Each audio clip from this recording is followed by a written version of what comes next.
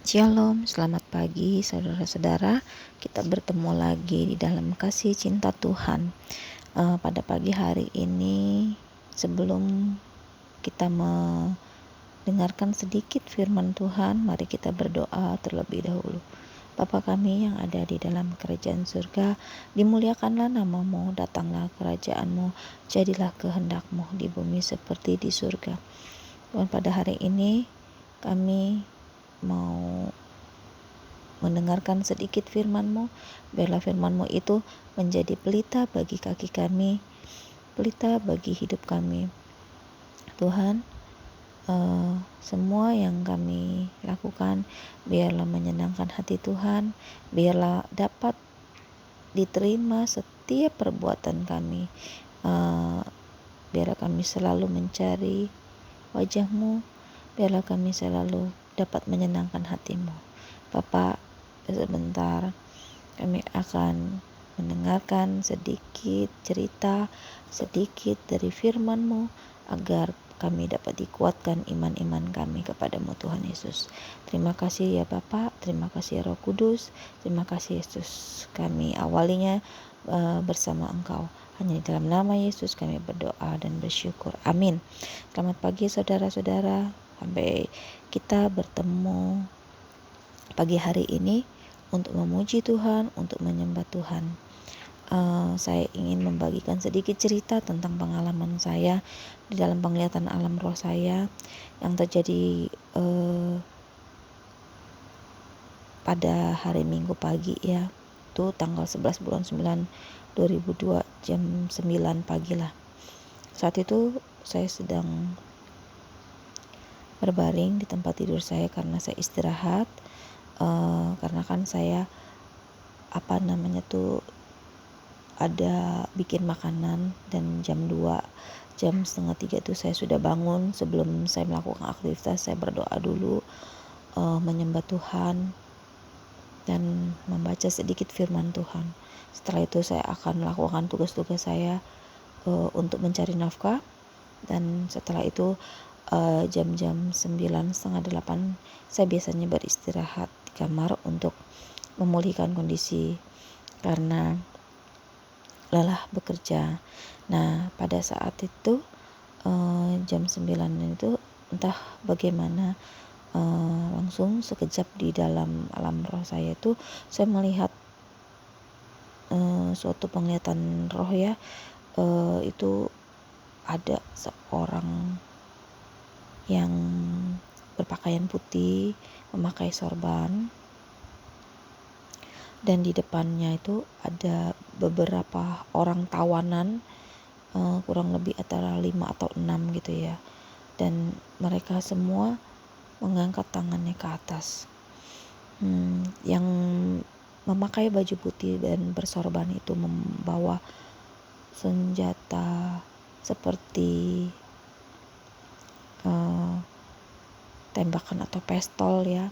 Itu menodongkan ke antara 5 atau 6 orang tawanan itu. Dan dia mulai menembak salah satu dari tawanan itu. Tetapi saya melihat di dalam alam roh saya itu ada satu gambaran yang menghalangi mereka untuk ditembak. Ternyata saya perhatikan dan saya lihat gambar apa itu, sehingga yang menjaga 5 tawanan itu, ternyata saya lihat adalah gambar Tuhan Yesus yang tertembak. Dan sepertinya ia menahan peluru itu sampai gambar itu atau kertas yang kayaknya seperti Tuhan Yesus itu benar-benar menahan agar supaya tidak bisa mengenai salah satu tawanan itu. Nah, dari situ sekejap langsung saya kok saya seperti bisa melihat gambaran itu, apa ya? Saya bingung. Terus saya cuman berdiam Langsung saya ceritakan kepada suami saya bilang, kok aneh ya, kamu dalam tidak tidur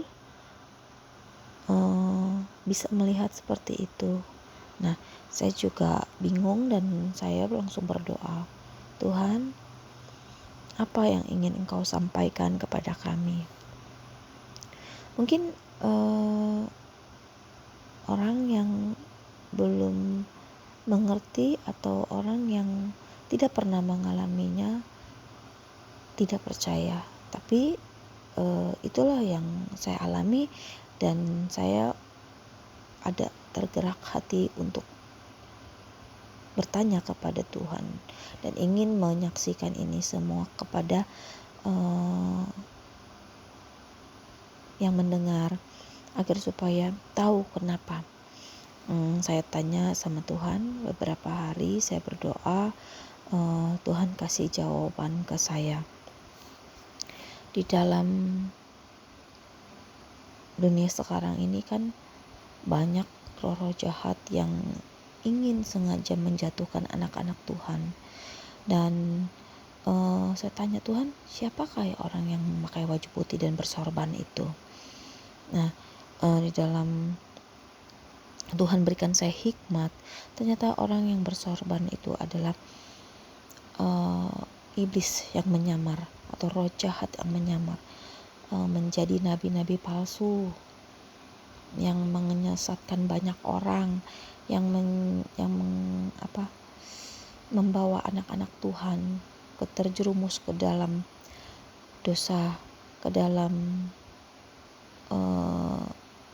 pemberontakan terhadap peraturan-peraturan yang Tuhan sudah beri, dengan memberikan kebohongan-kebohongan, tapi dengan berdalih serigala berbulu domba. Itulah yang Tuhan sampaikan. Dan saya bertanya, Tuhan, siapakah 5 orang atau 6 orang yang ditawan itu? Saya kan bingung ya, kenapa orang-orang itu ditawan dan apa artinya itu. Tawanan itu adalah banyak hal yang dikasih tahu tuh, kan ada 5 atau 6 orang yang saya lihat tawanan itu ya. Salah satunya adalah penyakit. Banyak penyakit-penyakit yang sengaja dibuat oleh roh-roh jahat itu untuk menghancurkan iman para anak-anak Tuhan. Dengan penyakit mereka tidak kunjung sembuh-sembuh dan iman mereka mulai goyah. Mereka mencari dukun, mereka mencari dunia-dunia kedokteran. Dia tidak percaya lagi kepada Tuhan karena tidak kunjung sembuh. Itu yang pertama. Yang kedua, banyak bencana yang terjadi sehingga orang tidak percaya lagi sama Tuhan. Mereka merasa Tuhan tidak sayang lagi kepada mereka. Mereka berpikir Tuhan jahat kepada mereka karena bencana-bencana itu. Ketiga itu serangan iblis adalah yang membuat mereka jatuh di dalam dosa. Banyak godaan-godaan yang di dunia ini, banyak yang mereka membuat mereka malas, membuat mereka tidak mau membaca firman Tuhan, yang membuat mereka banyak kesibukan, membuat mereka bersenang-senang di luar sana dengan tidak mengindahkan akan perintah-perintah yang Tuhan berikan. Keempat adalah kelaparan yang terjadi di mana-mana. Kelaparan di dunia ini yang membuat manusia tidak lagi bergantung kepada Tuhan. Mereka mencari kekuatan sendiri, mereka mencari di dalam segala hal dengan menghalalkan segala cara untuk mendapatkan banyak uang, untuk mendapatkan banyak makanan. Mereka melakukan hal-hal yang tidak sesuai dengan perintah-perintah Tuhan. Contohnya mereka menjual narkoba, mereka melakukan kejahatan dengan merampok, mereka melakukan penindak kekerasan kepada orang-orang yang ingin direbut harta bendanya dengan cara-cara yang tidak benar. Contohnya seperti mafia tanah yang melakukan hal-hal perampasan terhadap mereka. Dan yang kelima adalah kemalasan, kekecewaan, putus asa, kebencian, iri hati, kecemburuan, dan segala macam keinginan-keinginan yang ingin mereka lakukan untuk menonjolkan diri, ingin sombong dan tidak mau merendahkan hati. Itu yang Tuhan sampaikan. Dan semua itu dilakukan oleh iblis untuk menyerang anak-anak Tuhan. Dan tembakan itu yang diserang oleh iblis untuk tawanan-tawanan itu dijaga oleh Tuhan. Tuhan Yesuslah yang menanggung semua itu. Tuhan Yesuslah yang menanggung dari penglihatan itu. Ia rela ditembak hatinya untuk dijaga tawanan-tawanan itu agar diredam. Setiap orang yang percaya kepada Yesus, setiap orang yang percaya kepada Tuhan, ia akan diberi kaca, yaitu kaca dari darah Yesus. Setiap orang yang percaya akan dilindungi dari setiap permasalahan-permasalahan yang disebutkan tadi, dari tawanan-tawanan tadi. Maka Tuhan Yesuslah yang menanggung tembakan itu dengan kekuatan darahnya. Ia menanggung semua yang terjadi di dunia ini. Dia yang menanggung karena dialah penyelamat dan juru selamat umat manusia. Itulah yang Tuhan sampaikan. Dan kita harus berterima kasih yang percaya kepada Yesus. Kita harus berterima kasih kepada Dia karena Dia telah menanggungnya semua untuk kita. Anak-anaknya dilindungi, anak-anaknya dijaga oleh kuasa darah yang dahsyat, anak-anaknya dilindungi oleh Roh Kudus. Tuhan sungguh sayang kepada kita. Tuhan sungguh sayang kepada kita. Dan saya akan memberikan sedikit dari firman Tuhan yang saya ambil dari Alkitab di 1 Tawarik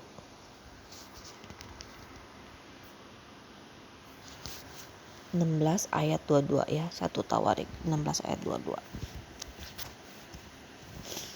Janganlah mengusik orang-orang yang kuurapi, dan janganlah berbuat jahat terhadap nabi-nabiku. Nah, ini adalah firman Tuhan ya. Tuhan berkata jangan mengusik orang-orang yang diurapi Tuhan. Jangan mengusik atau jangan berbuat jahat terhadap nabi-nabinya. Nah, saya berkata, berdoalah setiap waktu di dalam roh dan berjaga-jaga di dalam doa. Permohonan yang tidak terputus-putus untuk semua orang kudus, agar supaya kita semua selamat. Tuhan sungguh sayang kepada kita. Adalah perisai iman kita. Di dalam Mazmur 18 ayat 31, Dia menjadi perisai bagi semua orang yang berlindung kepadanya. Amin. Tuhan sungguh sayang kepada kita.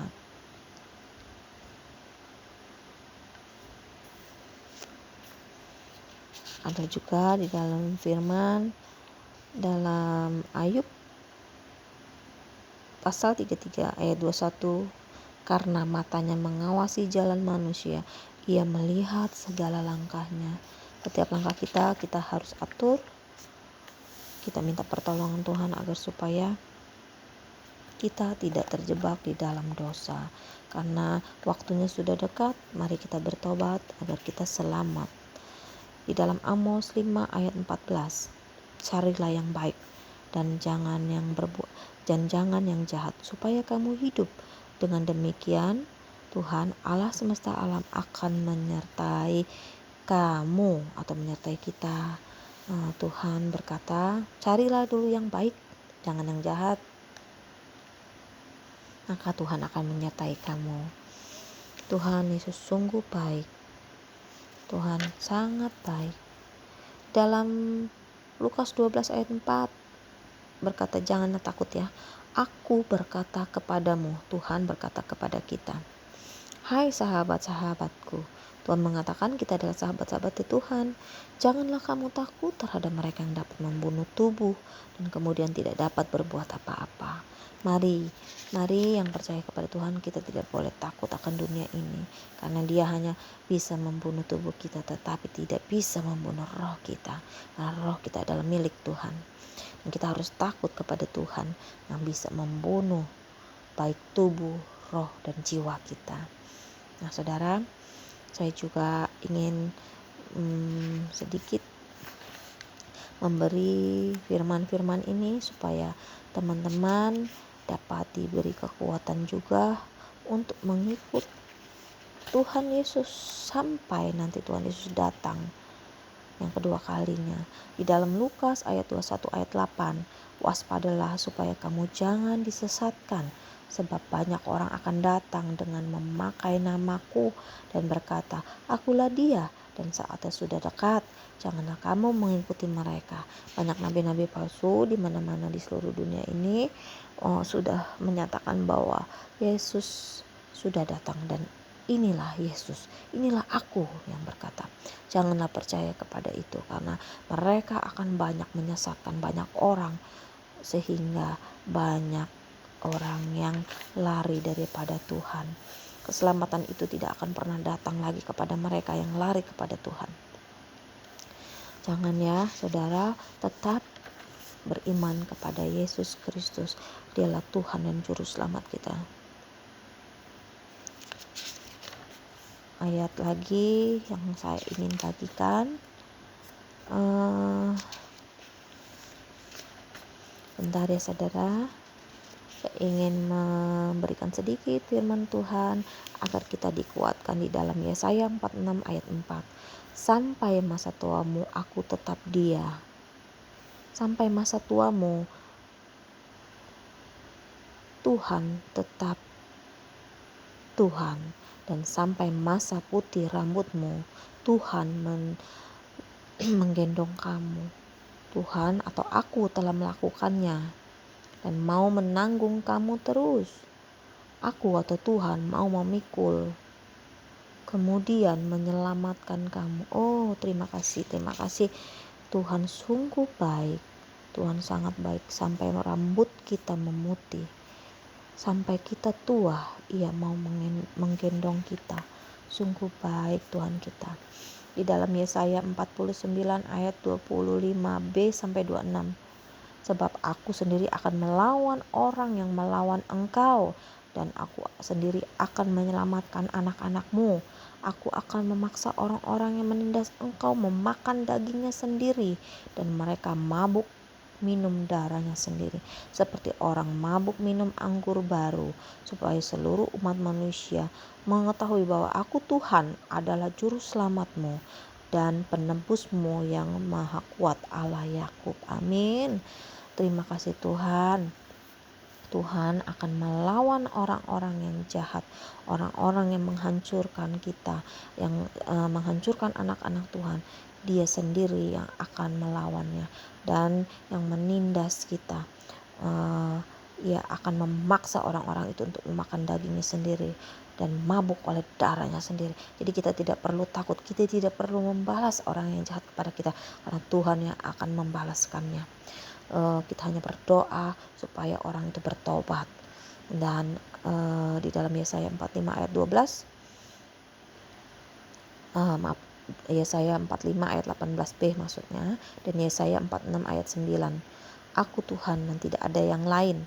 Aku Tuhan selalu berkata benar, selalu memberitakan apa yang lurus. Dan di dalam Yesaya 45 ayat 22, berpaling kepadaku Berpalinglah kepadaku dan biarlah dirimu diselamatkan, hai ujung-ujung bumi. Sebab akulah Allah yang tidak ada yang lain. Demi aku sendiri aku telah bersumpah, dari mulutku telah keluar kebenaran, suatu firman yang tidak dapat ditarik kembali. Dan semua orang akan bertekuk lutut di hadapanku. Dan aku bersumpah setia di dalam segala bahasa. Oh amin. Firman yang begitu indah untuk kita. Firman yang disampaikan kepada kita adalah firman yang baik. Firman yang mengajarkan hal-hal yang baik. Nah, itulah sedikit firman yang saya ingin sampaikan dan bagikan kepada saudara-saudara seiman. Semoga firman yang saya bagikan ini dapat memberi kita kekuatan, memberi kita hati yang ikhlas untuk menyembah Tuhan yang hidup, memberi hati gembira dalam segala hal. Dan satu ayat firman lagi yang ingin saya sampaikan di dalam Yohanes 16 ayat 33. Semuanya itu kukatakan kepadamu supaya kamu beroleh damai sejahtera di dalam aku. Dalam dunia kamu menderita penganiayaan, tetapi kuatkanlah hatimu. Aku telah mengalahkan dunia. Itulah Yesus katakan. Tuhan Yesus telah dulu mengalahkan dunia, maka kita juga harus bisa mengalahkan dunia. Itulah firman yang Tuhan katakan. Renungkanlah, cernalah itu firman itu di dalam hati, pikiran, perbuatanmu. Percayalah kepada Tuhan, berserahlah kepada Dia yang hidup, bahwa Dialah Tuhan Allah yang benar, Dialah Allah yang dahsyat, Dialah penyelamat kita, Dialah juru selamat dunia. Jangan engkau tolak Yesus, karena engkau akan rugi menolak Yesus. Tidak ada keselamatan di luar nama Tuhan Yesus yang menjadi juru selamat dunia. Itulah saudara-saudara, terimalah Tuhan Yesus dengan sukacita, damai sejahtera. Bergembiralah karena engkau anak-anak. Terimalah Bapa yang di surga dengan hati sukacita. Terima kasih saudara. Biarlah sedikit firman ini dapat menguatkan iman-iman kita. Hanya di dalam nama Tuhan Yesus Kristus, Allah kita yang dahsyat, Allah kita yang besar. Amin.